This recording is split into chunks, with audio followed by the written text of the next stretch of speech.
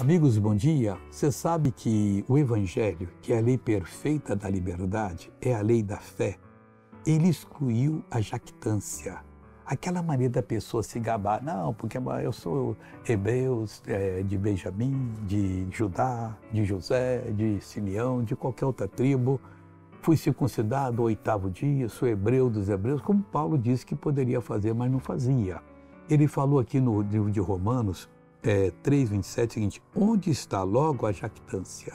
Essa maneira de se gabar. É excluída por qual lei? Das obras? Não, mas pela lei da fé. A lei da fé que Jesus veio instaurar prova que nós não valíamos nada. E não tem nenhum que veio se converter porque era o bom, não. Ao contrário, veio porque Deus teve misericórdia. A graça entrou em ação através da fé e salvou essa pessoa.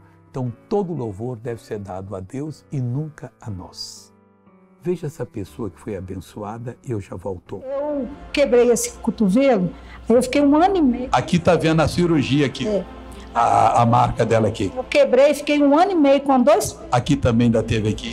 Aí tirou o ferro e eu não conseguia, eu vinha com a mão só até aqui. E toda vez que eu levantava, ele ficava estalando. A minha netinha ficava assim: não, voz, tem um barulheiro que fica estalando. Aí eu peguei e virei para mexer, virei para todo lado, vim com a mão aqui, virei aqui atrás. Eu não consegui, eu vinha só até uma certa parte aqui, ó.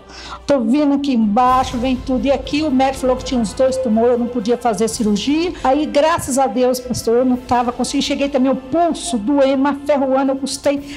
Missionário, mas saiu tudo como se tivesse arrancado com as mãos, assim. Coisa linda, pessoal. E o tumor dali das costas? Aqui, sumiu a dor. Sumiu tudo. Agora eu quero fazer uma oração para você ser abençoado, Pai. Obrigado porque a lei da fé destruiu a jactância, destrói também o sofrimento, destrói, ó Deus, toda obra maligna.